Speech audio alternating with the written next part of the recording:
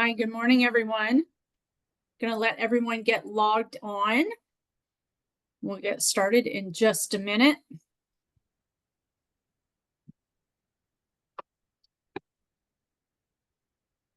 Okay, so I am Karen Linthicum, and I am a program analyst with the Small Business Development Center. I'll be facilitating this webinar, and our host is Lou Farina, who will introduce our two speakers that we're having today.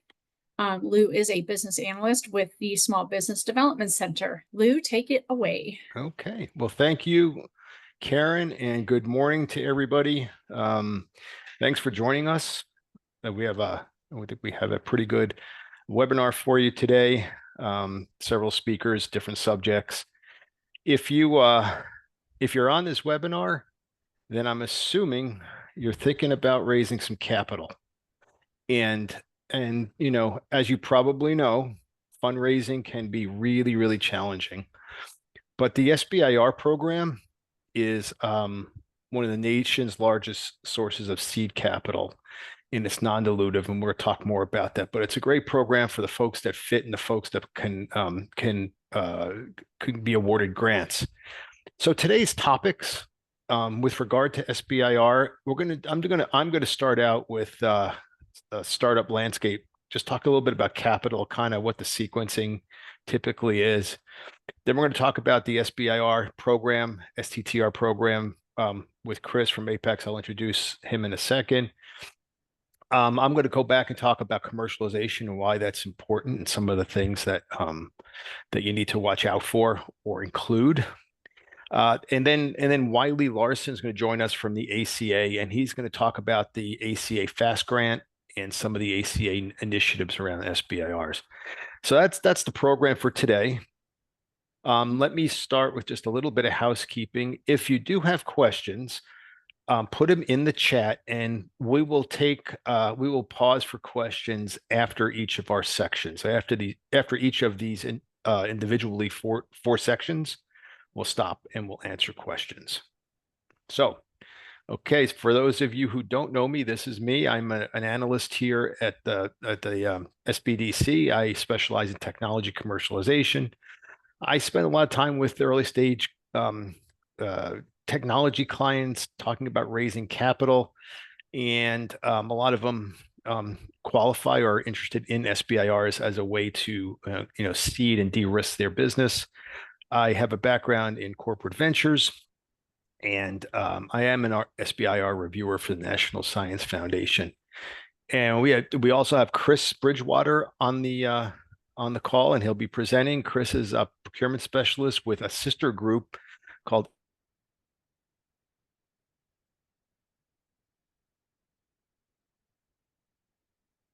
Apex Excel Business. He's used SBIRs, he's written SBIRs, he's won SBIR. So we're really happy to have Chris on the team and as part of this webinar. We also are going to have Wiley Larson. Wiley's new to the ACA, but he is the new director of SBIR programs. I've known Wiley for a while in the ecosystem. He's had multiple startups. He's also worked for ASU. He's been involved in I-Court, and he understands this landscape and the value of SBIR. So those are the three of us that will be presenting today. But let me just give you a kind of a commercial for the SBDC services. We're part of a larger network, a national network. There's SBDC programs in each state. In our state, we've got 10 different centers. In Arizona, I'm in the Maricopa Center. But if you were in other locales such as Flagstaff or Tucson or Yuma, Show and Prescott, we've got resources out there too that provide services to small businesses. A lot of what we do, since we're partially funded by the SBA, is lender readiness for loans. So if you are an existing business or even maybe an early stage business and you think you're bankable, you can come to us and we will help you put your put your package together, your lender package together, and even reach out to lenders on your behalf and gauge interest and try to direct you to a lender that's looking for your type of business. We also have expertise in finance. We can do financial reviews. We can do marketing assessments, technology commercialization. We've got a specialist in export international trade. And Chris will talk in more detail about Apex and government contracting. That's usually through our sister organization, Apex. What we do, one-on-one counseling, is you sign up and you get assigned an individual counselor and you form a relationship, and that can be an ongoing relationship into a perpetuity. Honestly, I've been there 5 years. I've had clients for 5 years. It's no fee and it's 100% confidential. We do training. This is part of our training plan. If you check our calendar out, there's different webinars for different subjects. We have resources. We've got tools. We've got some market research tools. We've got some financial tools, some business planning tools that we can provide to our clients. These are not SBC developed tools necessarily, but they're commercial off-the-shelf tools that we are able to contract with to provide to our clients at no fee. So let's start out. Let's just start with talking about funding. And if you're starting up your business and you're looking for funding, there's really three ways. It's either going to be equity. Somebody is going to buy a piece of your business, essentially, for an ownership stake, or debt, which is somebody's going to lend you some money for your business to start your business through a loan, or there's grants. And now the vast majority of business startups are done through equity or debt.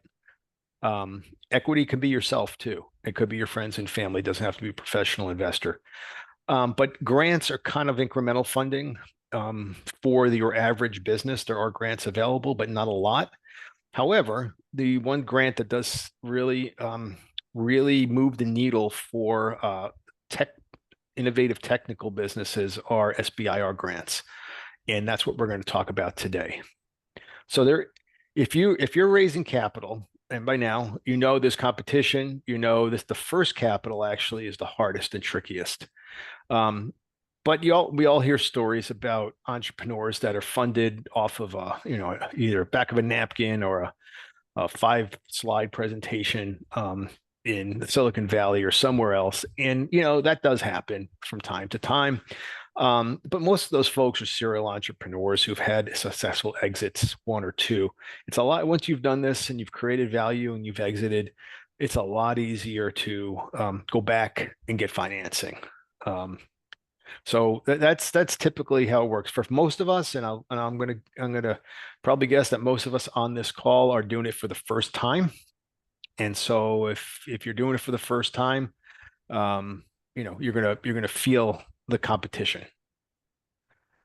And I'm gonna just stop here just to talk about debt for a bit.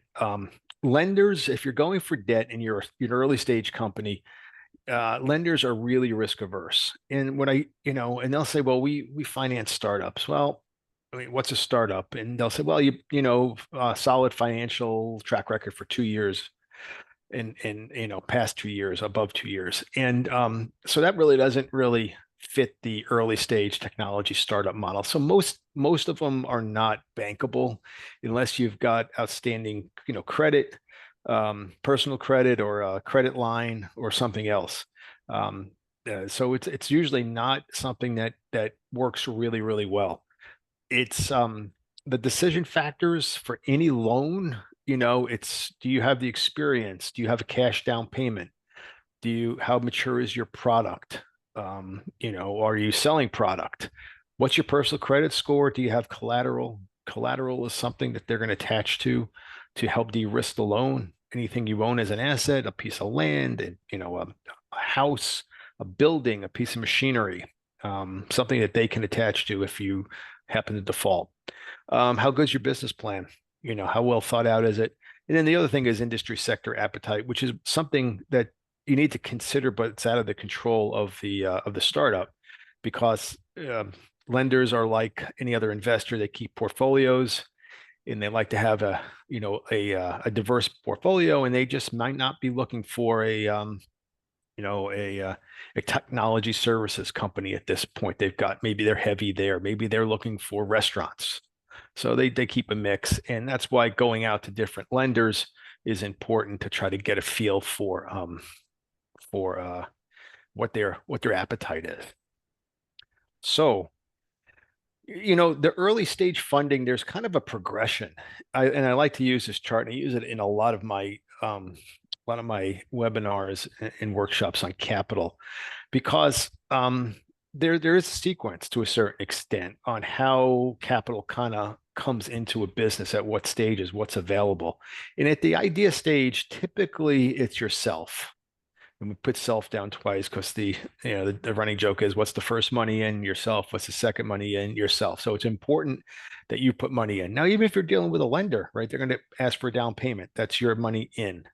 So important. So really, almost nobody will finance you if you've not been able to put money in yourself at some point.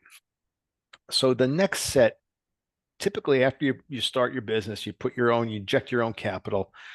You can go to friends and family, which, self-explanatory, non-professional investors, people there's some public sources, let's say like the AIC venture challenge that we run here, $100,000 grant per se, competition. There's crowdfunding. There are accelerators, which are different than incubators, that may fund you early on and help you accelerate your business to increase your value. And then there's, grants like SBIRs. And that's typically the second tranche of funding. So after that, and really, to talk to angel investors or local venture funds, you got to have a good product. You got to meet certain criteria. But one of the criteria is, who's invested in this before us? They're never the first money in. They're never going to start you from zero. Have you put money in? Do you have a friends and family round? Do you have an SBIR? This is all things that they're going to look for before they really put their money in. And after that, you got corporate ventures, you got venture capital, and venture capital folks think they can start with venture capital for seed money. And venture capital, the first thing I do is going to look at your cap table. Do you have any local angel investors in? Do you have money in friends and family? Have you put your own money in? Very important. And then after that, and it's really not even in the sequence, IPO, private equity, depending on how you exit. These are much larger transactions. So that gives you an idea. And, and the reason I lay this out is that, you talk about SBIRs, that's a good amount of money early on. So to de-risk your technology and de-risk your business. And that's why we really like those. So from here, I'm going to talk just a little bit about why investors like SBIRs. So I had was an angel investor here in town for a while, and part of the angel investor community. So I've got a fair amount of knowledge. And we would get applicants with SBIRs, and why do we like them? Well, it's early capital. We talked about that. It's non-dilutive because the government's not taking any money, any ownership for their grant or contract. And Chris will talk more about this in detail. There's a level of validation, right? There's some scientific vetting. Like, the SBIR program is competitive. We'll talk about how it is competitive, but there'll be a board, there'll be your reviewers will have some experts in the science that you're in. And then there's a level of validation with regard to commercialization. How does this look and smell as a business going forward? And really what it does is it de-risks the investment for the next investor to come in, right? It's money put in. We can get a good feel if this technology is going to work. We get a feel for if it's a business, and then we're able to put our money in a less risky environment. However, I will caveat this and tell you that simply receiving an SBIR grant does not mean the company is a good investment, and vice versa, actually. So there's lots of companies that get SBIRs. They either have poor commercialization plan, or they just, are not, they don't get the traction that they thought they have. And it doesn't necessarily mean that they're going to get the next sequence of investments. And vice versa, actually, I've seen companies not get SBIRs be turned down, and they actually are good investments, and they go on to raise capital and start a very, very good business. So before I turn it over to Chris, do we have any questions in the chat? Excuse me. Yes. So someone asked, does it have to be a tech company? For SBIRs, the most part, yes, it's got to be innovative technology innovation, typically, or addressing a specific need from one of the granting agencies. Okay. And then the next question is, do SBIRs mainly help R&D focused entrepreneurs? Can aquaculture business apply? Absolutely, aquaculture businesses can apply. The thing with SBRs, and I know Chris will get into this more, it's you need to be fairly early. You're trying to take something that is early stage and move it forward. And so if you're an existing aquaculture business and your science is completed, and you need money from marketing, or even to build features on top of something that's already built, that probably wouldn't be a good use of SBIR money, or be successful. Okay. I think that's it. Chris Bridgewater, you are on. I'm going to stop sharing. Hi, everyone. My name is Chris. I am one of the counselors with Apex. I'm going to start sharing my screen. Just verify. Y'all can see my SBIR.gov slide. Yes, we can. Yes, I can see it. Great, Yes, thanks. Chris. Yeah, All right, thanks. Okay, so SBIR, Small Business Innovative Research Funding. There's also the STTR, and these two combined. I'm just going to bring up all this stuff. Sorry.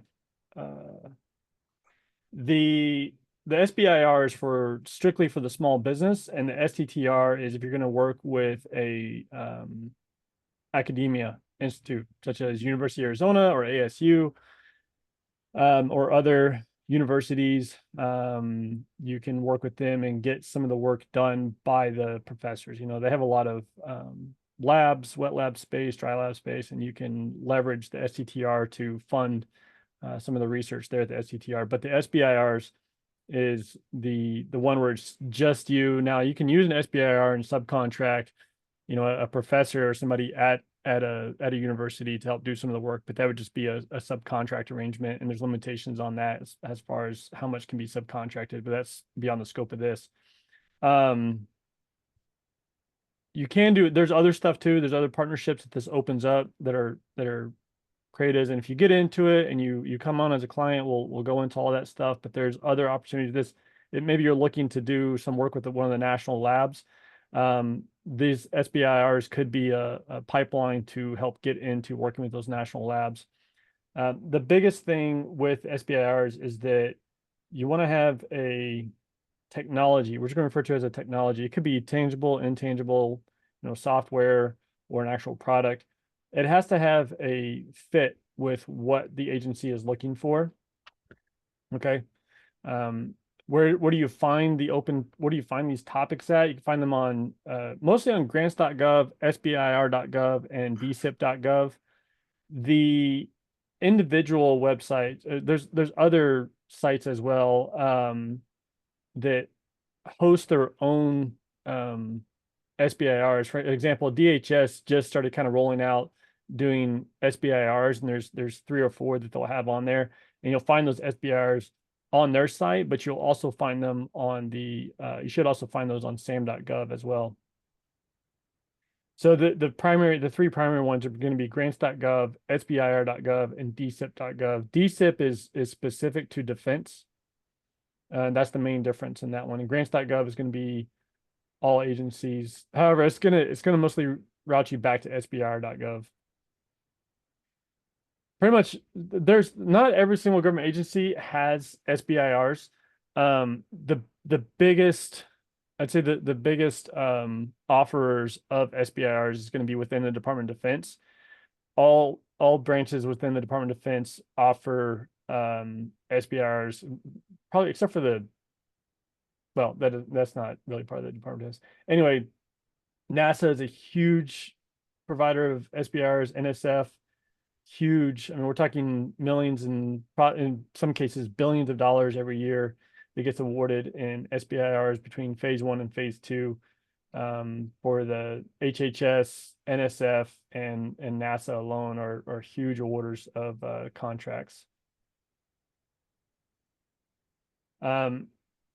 This is just for the NSF topic areas of what they're looking for. These are, well, actually, these are across the entire government. These are considered their key technology areas, their key focuses. And if you have something that fits into this, you have an idea of what you want to do. And I don't want to say that you have to have more than just an idea. You have to have sort of a proof of concept of how you're going to get this thing pushed all the way through into the agency, and have an idea of how the end user is going to use whatever it is that you're trying to create. Okay. How to apply. Every single agency is going to have different instructions on how to apply, and all those instructions are going to be in the solicitation. For on SBIR.gov, you're going to do all your submitting through SBIR.gov. I regularly, on a regular basis, I do a Zoom and screen share with the clients that are submitting their application, and we go over all the requirements you have to do, the fraud, waste, and abuse certifications and the business certifications and how you apply your G&A rates and all that stuff. And so you'll do everything through that portal, but you'll do, all the authoring of your proposal through Microsoft Word, Microsoft Excel, and then convert that stuff into PDF, and then either upload whatever's required or copy and paste into the different sections that are on the different portals. These statements here about what they require, it's not always true. Most of the time, this is just the general guideline that they do a project pitch, especially on the open topics. You'll see a lot of open topics that are open year round, or you'll find something crazy like they're open until 2030, the year 2030. And what that is that you can submit at any time your concept they usually ask for a 2 to 4 page white paper or project pitch, just with the general outline of the concept of what you're trying to accomplish, what your aim is. And if they like it, then they'll get back to you and they'll say, hey, do a whole proposal for us and submit it. You have a month or 2 months or something like that to submit a whole proposal, and go from there as far as what you're doing. And you can either do, sometimes they'll ask you to just stick with the phase 1, or sometimes they'll ask for what's called a DP2, or direct to phase 2, where you go right into a phase 2, and we'll talk about the key differences between those two. Yeah. Average time to draft the proposal is going to be 200 to 300 hours. If I need to amend that. That's really more for like the phase 2 proposals. And if it's your very, very, very first time doing a phase 1 proposal, it's probably going to take you that long because it can be a daunting task. So leave yourself plenty of time to write the proposals and have a good proposal writing process. The proposal is, it's everything, right? There's no other way that they're going to judge the validity of the ability for your company to accomplish the SBIR. There's nothing else you're going to use besides that proposal. Okay, so you have to put everything you can do into that proposal and let them know all your capabilities. If you leave anything out, or you don't correctly identify some stuff, then you're not going to get the job. You're not going to get the grant. That due dates, they creep up on you really fast. I don't know how many times I get clients email me, hey, this thing's due next Monday. Can you help me write the proposal?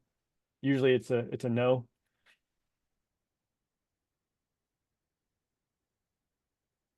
Yeah, just read through everything. Most of the time I get a lot of questions, and I can find the solicitations can be, 100 pages long. So just, have it in PDF form, use Control F, find what you're looking for. If you're not clear on something, that's what we're here for, how the FAR clauses apply, how the CMMC, regulations apply, limitations on subcontracting and stuff like that. All those types of questions, that's what we're here for, to expand on those issues that you find in the solicitation. But a lot of the answers can be found in the solicitation. Yeah, so there's thousands of applicants, and when you're writing this proposal, you want to have a review process that looks for any errors and takes it outside of your perspective. You're going to write from your perspective, and you're going to write from a very biased perspective of, my technology is great and it does this, this, and this.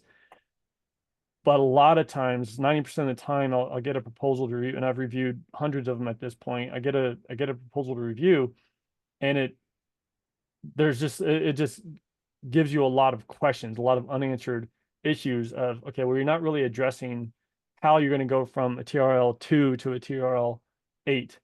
You're not addressing how you're going to verify this stuff, and what are your litmus tests along the way to make sure that your technology is actually doing what you say it's going to do. And so you want to have an outside person. If you've got a team of individuals in your company that you're going to have, maybe you have your engineers, maybe you have your IT guy, maybe you have even the bookkeeper, they can read it, and if you can get it to make sense, where they understand what you're trying to accomplish and how you're going to go from step to step, then you've probably got a pretty good proposal that's going to be understood by the reviewer. Okay, because not all the reviewers are experts in what you're writing about. If you're writing, hey, we're going to make a new guidance systems for these missiles, that reviewer may not be, they might be a PhD engineer, with 40 years of experience, but they may never have worked on guidance systems. Okay. And so you have to make sure that they understand what you're going to accomplish. Right. Going through evaluation criteria, through the SBIR.gov site, they have every reviewer gets they get their own, well, I think it's in the DSIP. I've seen all my clients recently, they've all have the same template or guide that they receive that grades their submission as far as technical feasibility, commercialization potential, capability of the company to perform on the contract, all that stuff, references used. And so every contract or every proposal is getting graded the same way, and they get the feedback the same way. And so that evaluation, it is pretty cut and dry. And I typically, and Lou could speak on it more maybe, but typically there's three evaluators, and you have to get or there's 3 or 4 evaluators, and each of them will click what their opinion is, and then they kind of take the average of that, and then that either stops you right there or it pushes you forward. But you do get, what's really valuable is you get the feedback as to why it's not accepted, and you can take that and apply it to the next proposal. Because even though, let's say you apply to the Air Force and they don't like what you have to offer, but maybe the Navy does. Maybe the Navy has a use for that, or they're looking for that. And so you can turn around and keep looking for an agency that is going to, that wants to invest in your idea. Phase 1, proof of concept. The joke is that, the 3 months, $75,000 is the typical award. And the joke is that the phase 1 money is just enough to fund the writing of the phase 2 proposal. And it's really fast. It goes really fast. I've been in this position a few times, trying to complete a phase 1 and write the phase 2 proposal, because writing the phase 2 proposal is a very long process and can take a long time.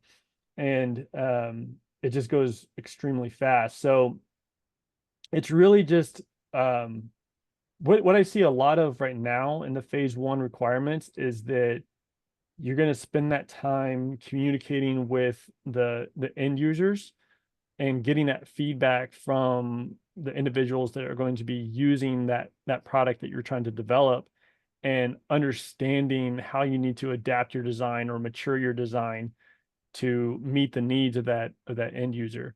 That's a lot of what the phase 1 is about, because when you get into phase 2, right, we're going to start building these prototypes in phase 2. And so in phase 1, I'm trying to figure out, just hypothetically, we're going to say in phase 1, we're going to find out from the end user if this thing needs to be blue or if it needs to be orange. And then in phase 2, we're going to say, all right, we're going to make this thing orange because that's what we found out in phase 1. Phase 1, you might do other stuff. If you're working on mechanical type stuff, you're going to be doing like basic simulation, FEA, CFD stuff. For if it's software based, then you're going to be doing very bare bones beta type testing on software stuff. So that's those are the couple things to keep in mind if you're going, when you get in, if you get into a phase 1. Phase 2, I've seen them go up to a couple of years and a few $1 million with extensions. Usually it's about a year long and between 750,000 and 1.2 million. That's the general bracket there. 12 months, 750K to 1.2 million. And you can do a lot with that, but it goes really, really fast. If there's anybody in the audience that's never received $1 million to work on a project with engineers, it goes really fast. You get a phase 2, you grow the company, you're paying 50 grand a month in payroll, and that $1 million goes really fast. So you got to have a really good plan of how to spend that money, which without a really good plan, you're not going to get the money anyway. So hopefully you just stick to your plan, and the plan and everything goes according to the plan. And the goal in phase 2 is to get it to a TRL 8 or 9.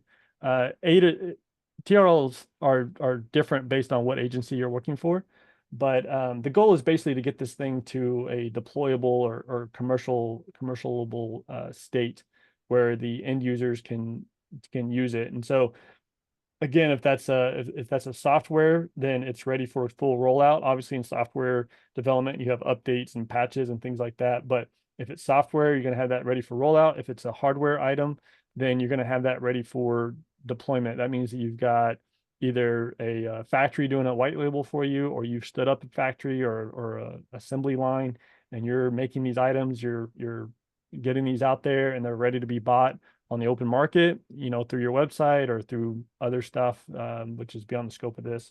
But that's the point of the phase 2.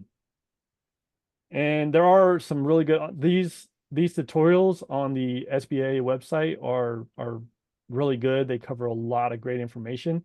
I remember using these and having every single tab open and learning these quite a few years ago. So those are that you really don't need to pay. This comes to mind that there's a lot of programs out there that are going to try and charge you money to help with SBIRs, and you want to exhaust all your other resources first. There's the SBA, SBDC, Apex. You want to exhaust all those resources before you turn to any paid resources that claim to help you get these SBIRs. There's just a lot out there, and just steer clear of those at all cost. It needs to be you writing the contract, you writing the proposal, and not some other organization. Okay. Yeah, these are really good. I pull this up now, these SBIR.gov tutorials. You'll find them. Make sure it's on the SBA site. And they don't charge you any money for this. I've seen some other people get scammed by paying money to other companies that are claiming to have these training courses. You have to pay for it. Don't pay for it. It's free. So your resources, again, exhaust all of these. Okay. I'm not sure why there's consultants on here, but the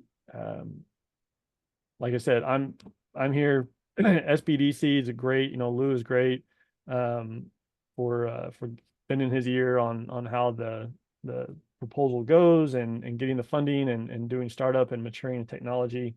And I've matured a couple technologies from what was in my head to something that's now being used around the world. So I'm happy to help weigh in on what your plan is. That's it.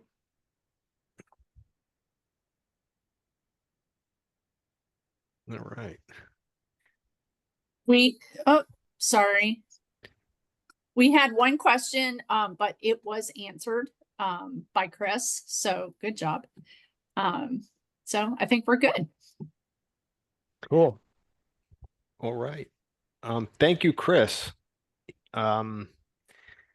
So I am going to now shift gears a little bit and talk about the importance of commercialization. And to do that, I'm going to share my screen. And I'm going to share the second screen. How is that? Karen, can you see? Yeah, that's I'm good. All right, good. All right.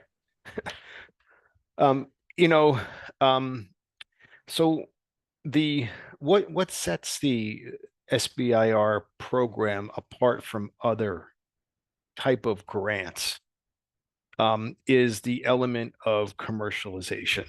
And so this is really applied research toward a goal of creating a business that is able to serve either the end customer in the DoD or the general population here in the U.S. So it is, and I draw the distinction because there's a lot of research grants available if you're in academia, right? You live and breathe on research grants, and they're research for the sake of research, which is very important. But the reason that the SBDC and myself really uh, try to provide expertise with SBIR is because of the direction of commercialization. So I'm going to talk to you a little bit about commercialization and how the importance and kind of some of the do's and don'ts. So each agency will have their own, as Chris pointed out, right? They have their own process, their own, their own award process, their own proposal process, and they have some of their own terminology too. And the commercialization plan, I will use generically, but you will see it noted as commercialization strategy, commercial opportunity. In some of the DoD applications, I've seen potential post application. Then there's some different requirements, but there's some common themes that we can talk about.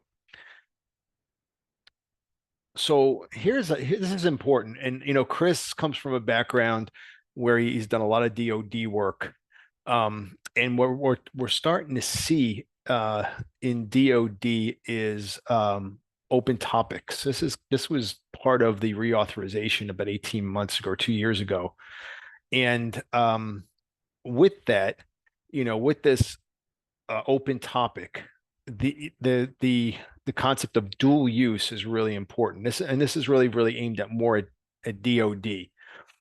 Because what they're trying to do with open topics and dual purpose is piggyback off of existing commercial technology. And what does piggyback mean? It means you're spreading the development cost over not only government customer base, but a commercial customer base. You might have some lower unit volume pricing due to supply chain efficiencies, right?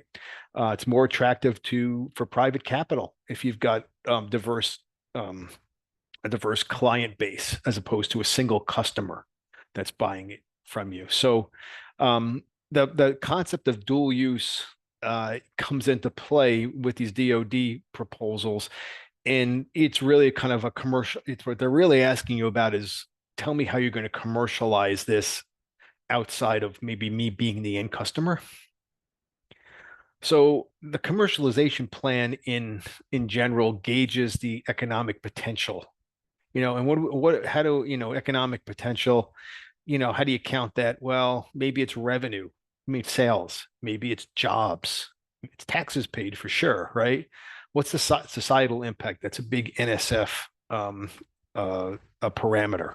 So it gauges that it's the opportunity, and it's the opportunity to take your strategy and try to talk about how you're going to generate revenue from the proposed project as a business. It's a roadmap for the future. How are you going to generate profits from your innovation? And it really becomes, even in a phase one, and I'll use NSF phase one, it's, I think it's what, 4 or 5 pages now, four. It's the genesis of a business plan. And it starts to, and if you're out raising capital or think you're going to raise capital, you can use this as kind of like the skeleton for an investor pitch, for a business plan, for a financial forecast. And so so what I'm trying to, I guess the point I'm trying to make is, it's not wasted effort. It's not effort. If this is going to be a business, you're going to have to do this anyway at some point, right? If you came to me and said, Lou, we're going to start this business, and we're not even talking about SBIRs, we start with, okay, let's talk about your plan. Let's talk about the elements of the plan, how you're going to do this. So, yeah, important. So, I talked about them not being classic research grants. And very common is it shifts the paradigm of a research-oriented applicant. And so a research-oriented applicant may be like a postdoc, or maybe somebody who's been in academia their whole life or the majority of their life. And so they're research-oriented. And now they've either come up with something that they think is commercially viable, or someone in that university has told them it's commercially viable, and they want to step out and commercialize this, right? They want to actually take it to the next step. And there's different motivations for research oriented applicants. Let's say academia. Like I know at ASU, a lot of the professors, not all of them, but a lot of them have like an entrepreneurship goal in their employment goals in their contracts, and so they are motivated to enter the business fray. And the other thing, I've got a couple research professors who have done some really fantastic work, but they just said, here's something that looks like I can actually affect society if I can get this commercialized. And it's like it's like maybe they're at the end of their career and it's like this is their life's work. Like I want to see my research manifest itself into something. And so they'll take the reins. And the other thing about a commercialization plan, it's the third bullet, is when they are scoring this, and depending on the agency, more towards NSF, probably NIH, and maybe for the open topic, of the DoD, it's a significant weight in the application scoring. So when we score these, you will get a score on your commercialization plan. If you submit an application and they're asking you for some kind of commercialization strategy, and you decide that is not important, or they say, hey, maximum 4 pages, maximum 15 pages, whatever, and you don't really take the time, it'll be a non-compliant proposal, no matter how good your technology is. So now I'm going to shift gears a little bit and just talk about some of the important themes, maybe some of the do's and the don'ts, with regard to the commercialization plan. So there is a language for entrepreneurship, right? Anybody who's been around entrepreneurship knows that if you listen to anybody, you read anything, you listen to podcasts, you listen to investor pitches, there's the language that goes around. So try to use these words as you're describing your commercialization plan. You can write a commercialization plan and not particularly use these words and still express yourself very well. But what I will do a lot of times when I'm reviewing for my clients, I will insert these words in place of other phrases to help it sound more like they've got some kind of basis in in entrepreneurship, and that counts. The other thing is discovery and validation, right? So I have iCore up here, and that is a program that runs along either pre-SBIR. Sometimes they run along, so they make you actually enter. I know NSF will as part of winning a proposal, but even before you get to an SBIR, it's I got an idea and I think it's going to work. How do I know what I know? How do I know what I think I know? Right. So at this point, it's really a lot of assumptions. You really don't know. Otherwise, you wouldn't be, applying for an early stage innovation grant. So how did you come to those conclusions? And we call that discovery and validation. And we call that, we used to, the broad term is market research, but really the more current term is discovery validation, that I've gone out and, and I'm going to use iCore as an example. So hello, Wiley.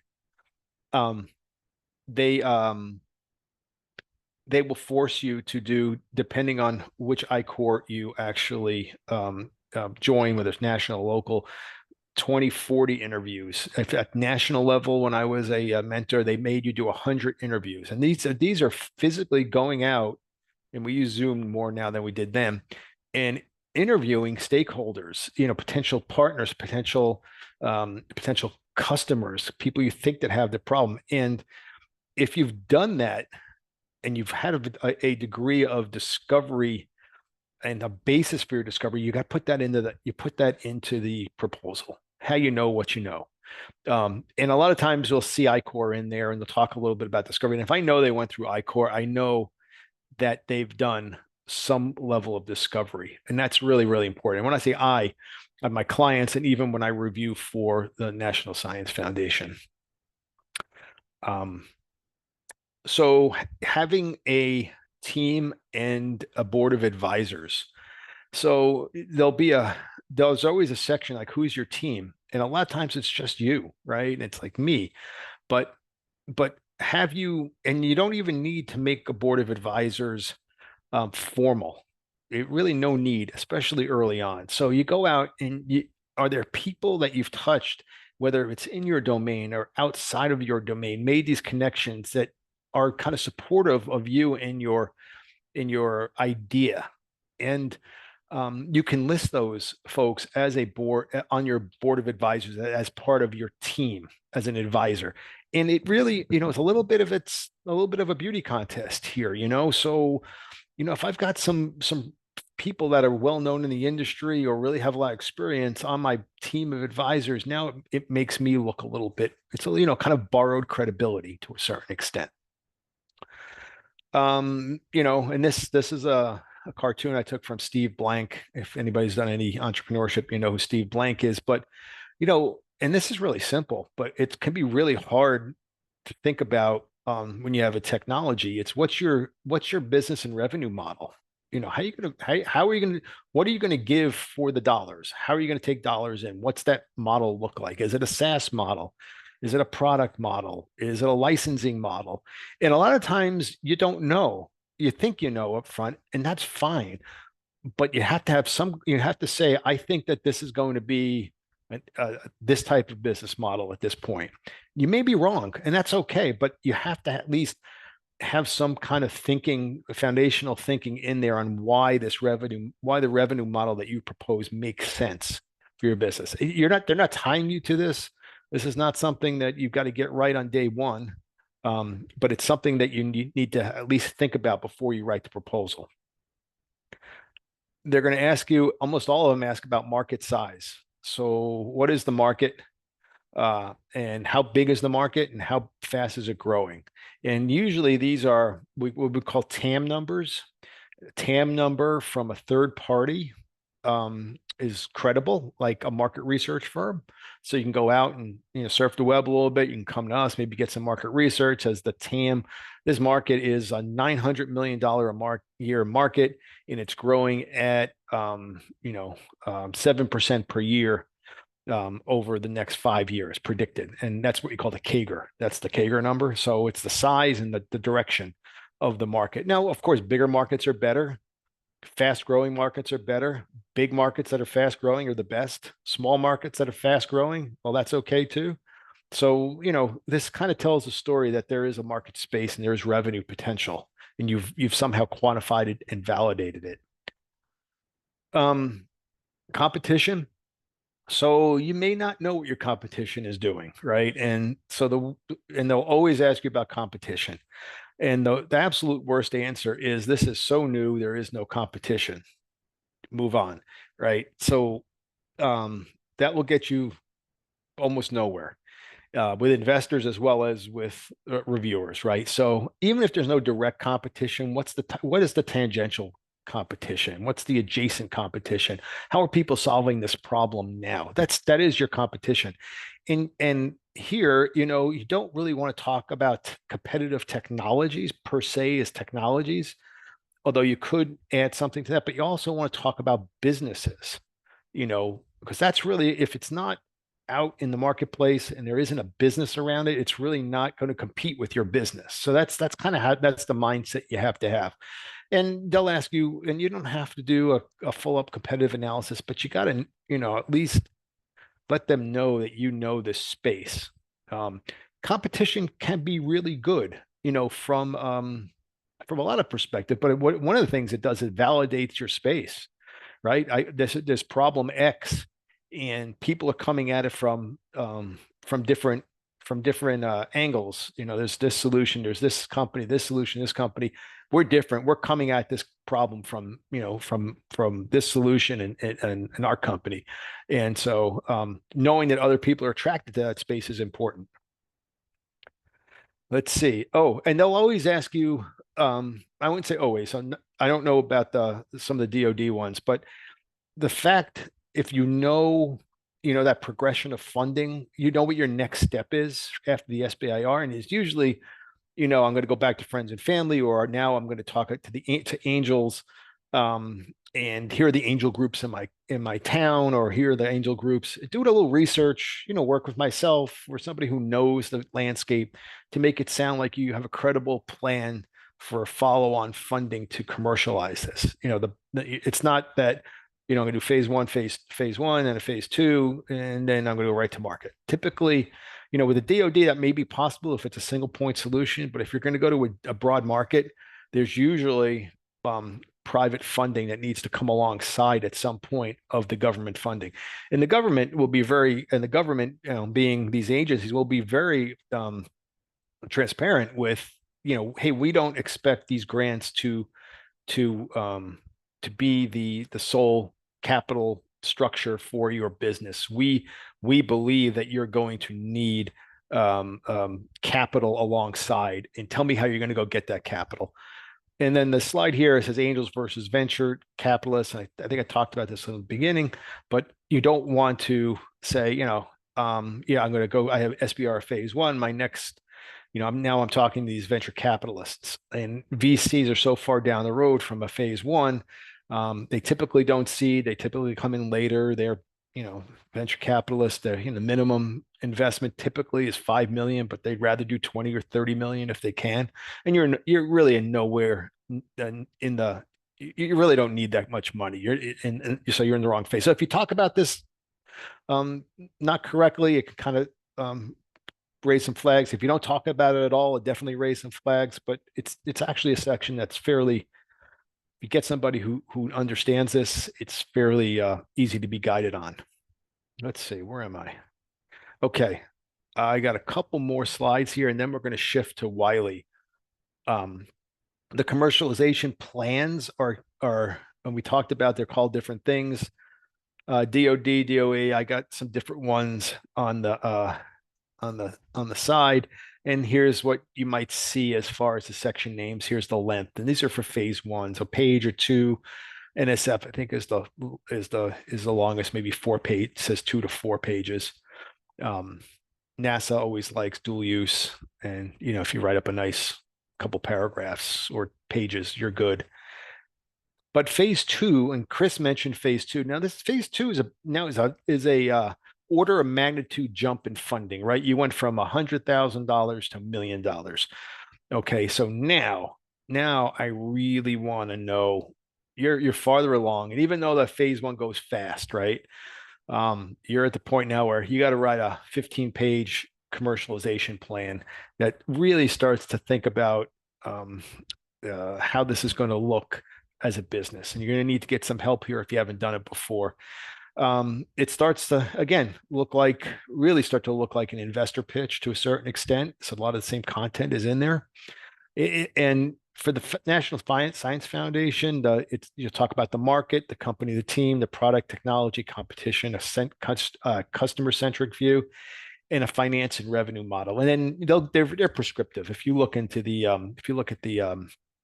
what do you call the solicitation? I'm sorry, they give you bullet points and questions underneath to help guide you, and we can help guide you too. But the other important thing is, give me a finance and revenue model, right? Give me a pro forma. And it's usually 2 years, phase one, phase two. So there's nothing, it's just nothing. You're living on SBIR funding, maybe some friends and family, but what does it look like as you go to commercialization? And how can you financially model it? Can you financially model it? So, and they're asking specifically for this. So, okay, now I am going to turn it over to Wiley Larson from the ACA. Wiley joined us. Hello, Wiley. Hey, how are you doing? Good. How are you doing? Good, good. I'm sorry that had to join late, but I was literally on a call with the Department of Energy and NIST regarding SBIR. So I got some other Terrific. good information from them, and it was a worthwhile conversation. So great to be here. Thanks, Lou. I'm going to stop sharing, Wiley, and you can share from your Yep, desktop. Okay. fantastic. And I am going to stop my video. Let me send that over there. How's that look? I can see it. All right. So far, so good. I think after 4 years, we'd have this down, but it always finds a way to be glitchy. So yes, great to be here. I'm glad to have an opportunity to visit with you guys and participate in this webinar. My name is Wiley Larson. I'm with the Arizona Commerce Authority. I am director of SBIR programs and university partnerships. So hopefully that's relevant to many of you here on the webinar. I am an entrepreneur as well. I've got two startups, no amazing successes yet, but multiple time applicant for SBIR grant funding, and also just part of my role here at ACA is to try to increase the number of applications coming out of the state of Arizona, as well as hopefully the number of wins coming out of the state of Arizona. Based on some data that I saw a month or so ago, over the last 5 years, there's about $4 billion a year put into SBIR funding, and Arizona is batting at about 69 million a year, which may sound like a lot, but we're batting well below 1/50th of the amount of funding that's going out there. So part of my role is to help get that number up, hopefully. I'm sure as everyone has talked about so far, it's very competitive. It's lots of different aspects to these applications. You need to plan, especially if it's your first one, even if you've been grant writing your entire career at your university. The first one you need to probably plan 2 months ahead of time to make sure that all the registrations are done, make sure everything is done correctly. I'll actually just one of the numbers I heard on my previous call was with NIST, which is the National Institutes of Standards and Technology.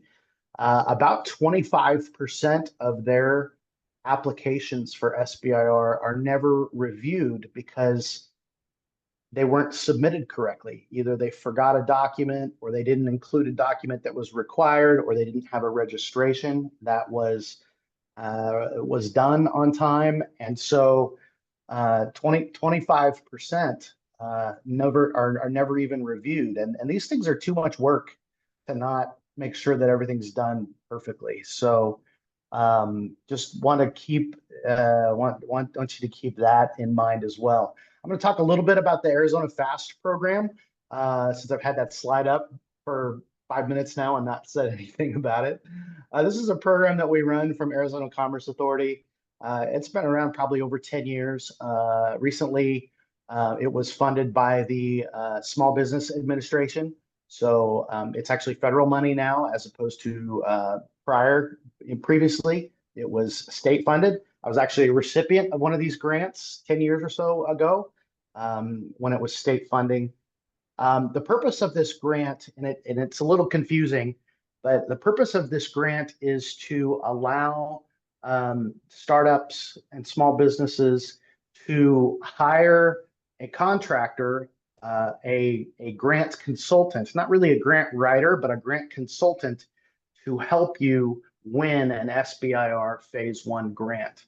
And so it's a grant for a grant writer to write a bigger grant. And we think that's really important. I'm sure Lou and Chris have mentioned this, especially on your first time, especially if you're not used to the grant writing process. Having an experienced person who has been a reviewer, who has submitted and won these grants and works closely with the agencies to make sure that these proposals are written correctly and written in a way that gives a strong chance of winning is really, really important. So we did just close this round of the AZ FAST program about 2 weeks ago. We're finishing up the review process for that. And so that'll be announced here in the next week or so, hopefully. But we got some great news about a week ago that SBA has renewed our funding for an additional 4 years to continue this program. And so we're really excited to be able to continue to offer this. I think in the past, we've been doing it twice a year. I suspect that's how it will continue. But I need to go back and the proposal was submitted before I actually came on board with ACA. So I've got to figure out what it says, but we'll have that taken care of here in the coming weeks. So let me jump into a little bit about the FAST program.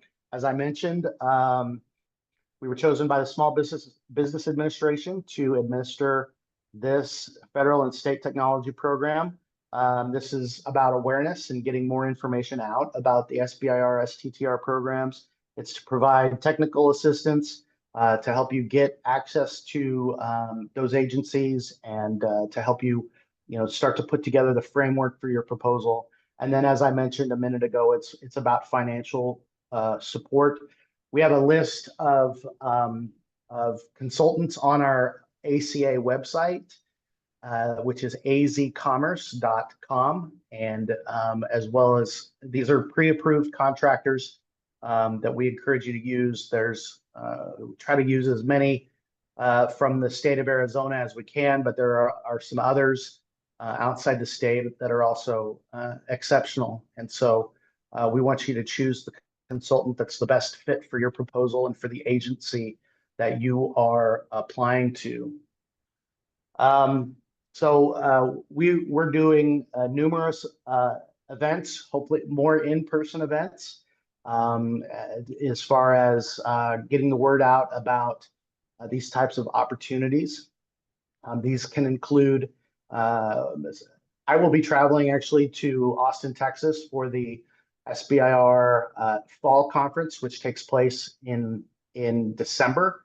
And so there's great opportunities if you can travel to those events to be able to meet with the program managers face to face and discuss your specific aims. And so we facilitate some of those relationships. And actually in the spring, we'll have another funding opportunity open to help with a travel grant to be able to go to the spring conference, which is also in Austin in June.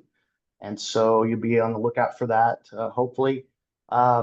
Connections to all of the great resources like Apex and SBDC, ACA, the incubators around Arizona, all of whom are going to be familiar with the SBIR process. And then, as I mentioned, the FAST grant, the Tech Connect grant, which is the one coming up next spring.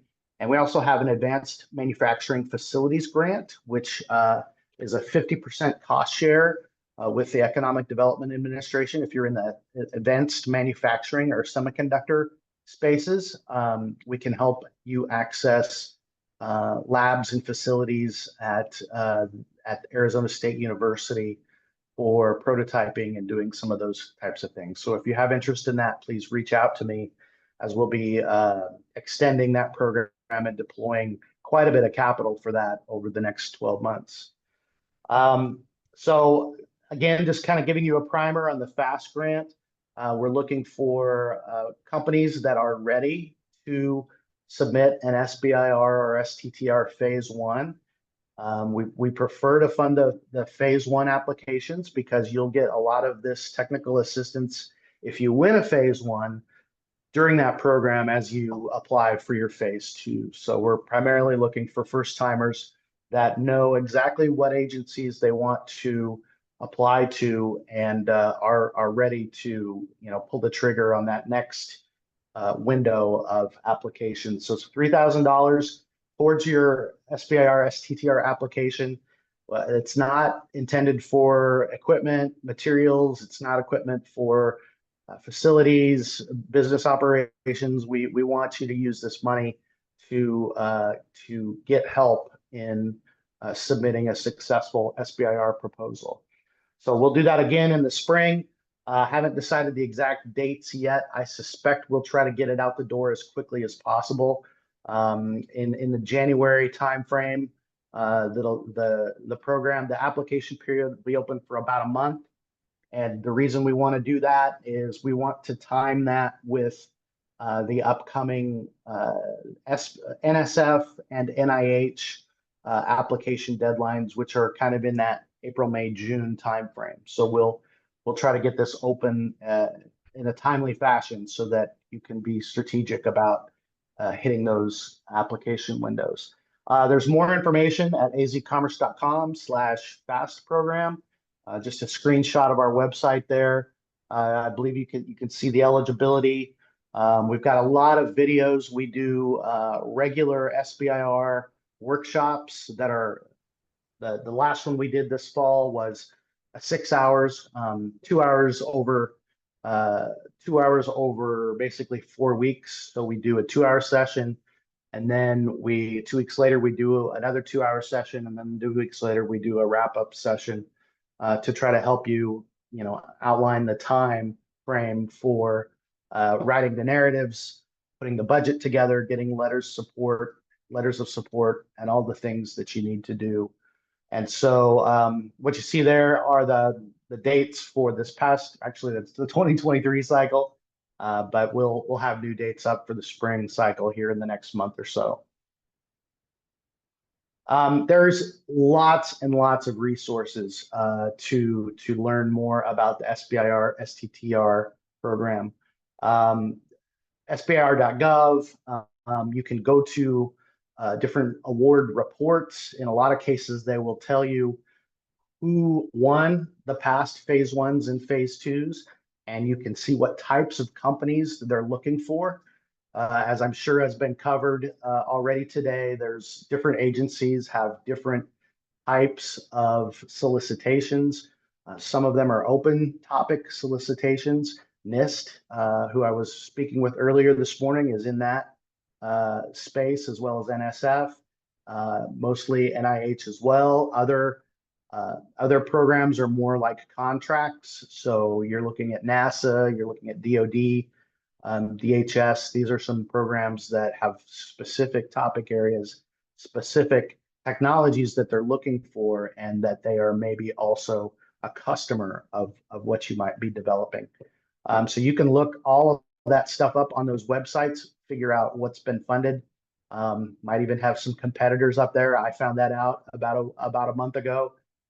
So it's a really great resource to be able to have access to that. Speaking with the program officers is really important. You want to reach out to those agencies and talk to them about your specific aims and what you're planning to accomplish in that phase 1 period.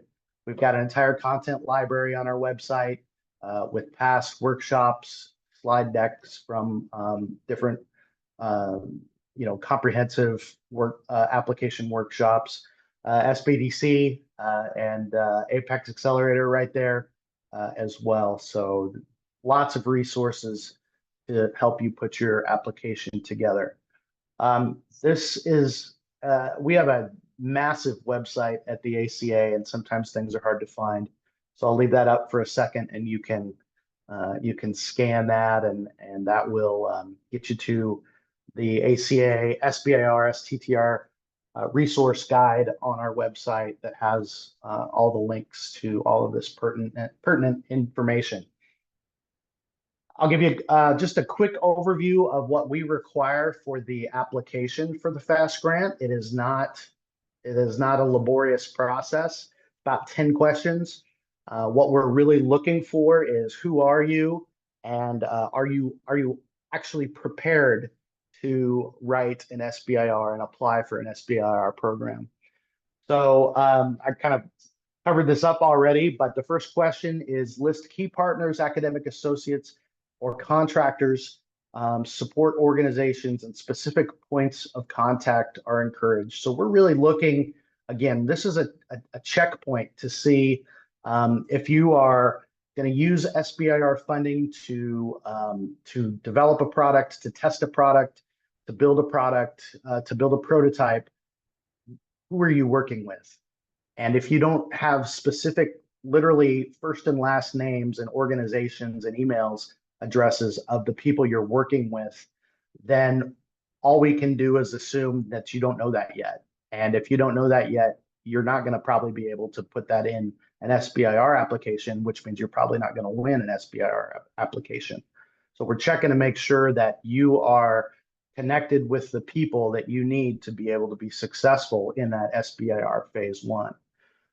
We want to know a little bit about your innovation and project, but that's a pretty short, limited answer. We just kind of need the overview. We don't need anything proprietary. As you look at the next couple of questions, is there an urgent unmet need? And I came in just at the time Lou was talking about customer discovery and I-Core. And I am such a believer in I-Core that I'm about ready to make that a requirement for the FAST program. Because if you haven't been talking to customers and building a product around what they actually need and what they're actually willing to pay for, it's going to be really hard to get a company to revenue.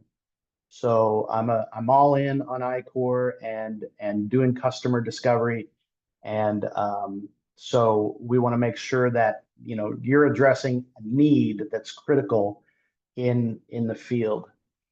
And then again, mostly these agencies are looking to fund things that have a significant amount of risk. So you are looking to change the way things are done. You are building a product that is going to have a cost of adoption for your customers. They're going to have to change their habits.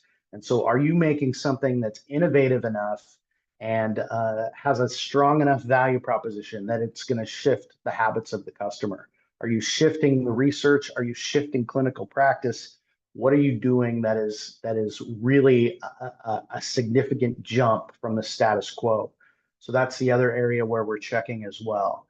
As we were reviewing our FAST program applications this past few weeks, we probably got 100 of them that total, and there were over 50% that were not shifting a technology advancement. It was maybe not that they weren't good businesses and not that they weren't good ideas, but they just don't fit this type of funding mechanism. These agencies are looking to do new and innovative things that really, really move the needle and that no one else has the capacity to invest in. So that's what we're looking for, making sure you know a little bit about your competition, and making sure that you're thinking about, what does this look like as a commercial product. So again, just want to reiterate, looking at the resource center that we have, make sure that you've done research on these SBIR, STTR programs. That's one thing I forgot to add to the slide is there's probably should have been a third red circle there that says, do you know what agency you're planning to apply for? And so that answer needs to look like probably one or two agencies.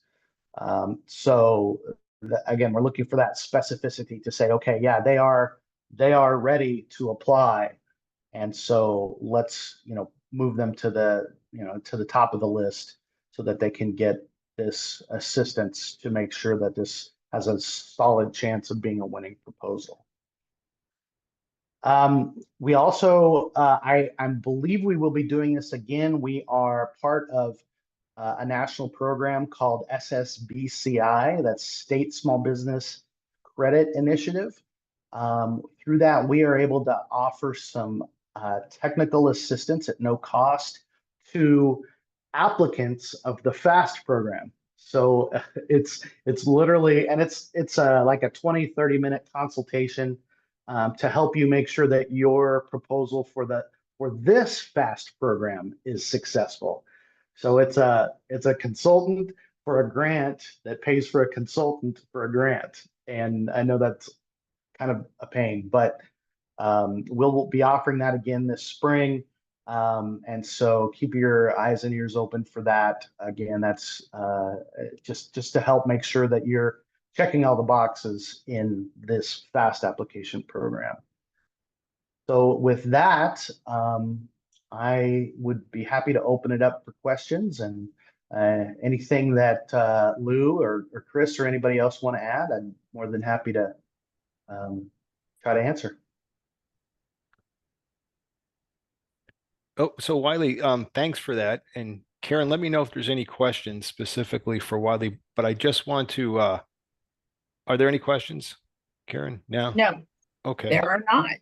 Okay. So, just, we are so lucky to have the FAST program here in Arizona, and really elated to know that it's been renewed, because it's been a great, I call it like a catalyst to help, attract and propel SBIR applicants here in Arizona.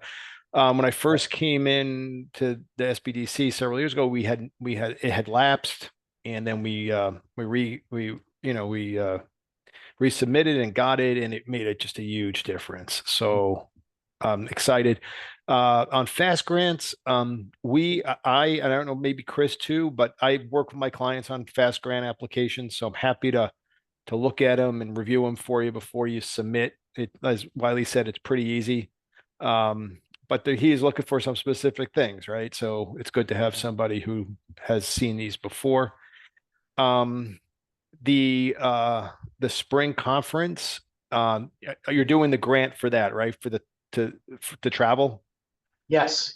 That's I'm again, I've inherited two other grants that I'm trying to get caught up on, because we we didn't, it took quite a while to get the ACA's funding reauthorized this spring in the legislature, which we're so happy that the legislature did that.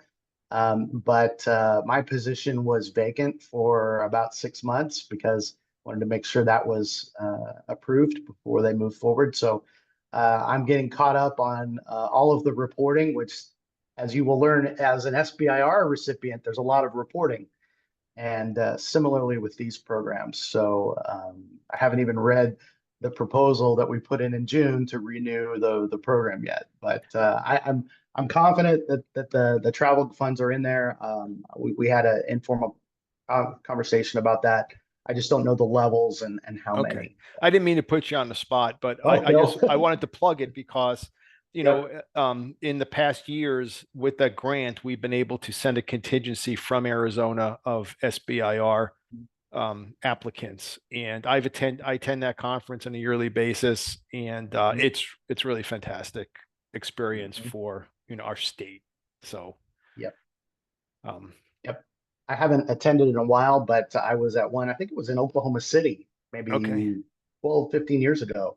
But yeah, you have all the agencies there and you just set up a time to meet with them for like 15 minutes and they can say, yep, yep, yep, or no, or yeah, this is good, but fix this and can get some great insight.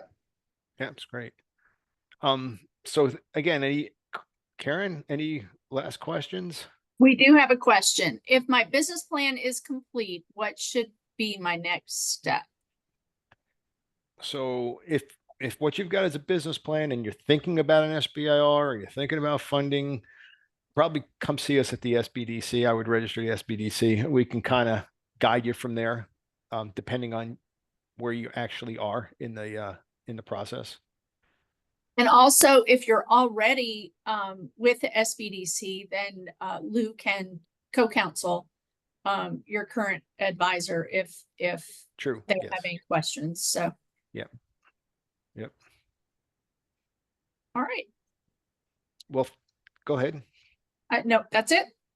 All right. Well, thank you everybody for being here. Thank you, Wiley. Thank you, Chris. Right. Thank you, Karen. Thank you, Marianne, if you're still there. And we'll see you guys soon. Okay. Take care. Bye-bye.